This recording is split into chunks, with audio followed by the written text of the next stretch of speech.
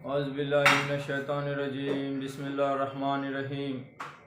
السلام علیکم ورحمۃ اللہ وبرکاتہ۔ ناظرین اکرام، ہم اکثر کہتے ہیں کہ ہم حق راستے پر ہے، حق کی دعوت کے راستے پر ہے، نبیوں کے راستے پر ہے، اور ہم جو دعوت و تبلیغ کا کام کرتے ہیں یہی حق ہے۔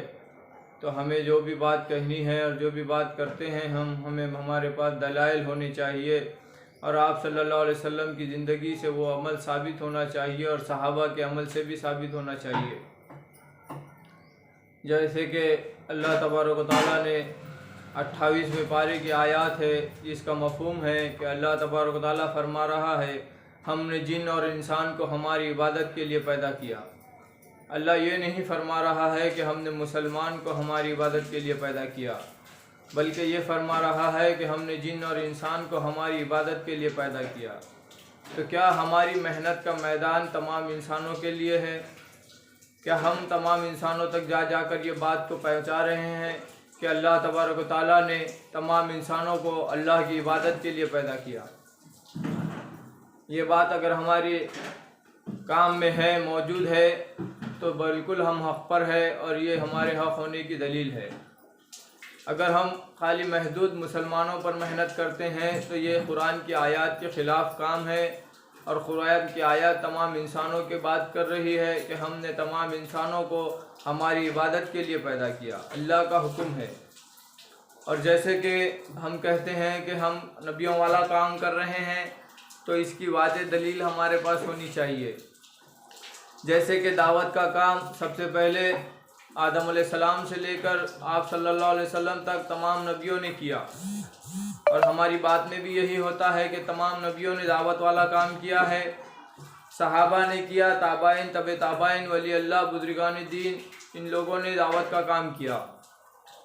تو کیا ہمارے کام میں یہ راستہ ہے جو اللہ کے نبی صلی اللہ علیہ وسلم کا راستہ ہے، نبیوں کا راستہ ہے؟ جیسے حضرت ابراہیم علیہ السلام نے بت پرستی سے روکا، نوح علیہ السلام نے اپنی قوم کو اللہ کی طرف بلایا، تمام نبیوں نے اللہ کی طرف لوگوں کو بلایا۔ تو کیا یہ ہمارے کام کے اندر موجود ہے؟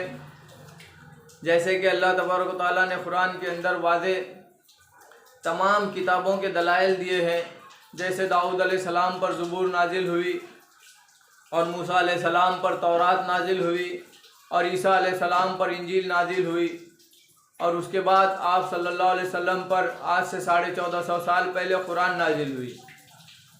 تو اللہ تبارک و تعالیٰ نے قرآن کے اندر واضح ہر نبیوں کے تذکرے بیان کیے، ہر قوموں کے تذکرے بیان کیے، اور آپ صلی اللہ علیہ وسلم کو حکم دیا کہ آپ دعوت کا کام کیجیے۔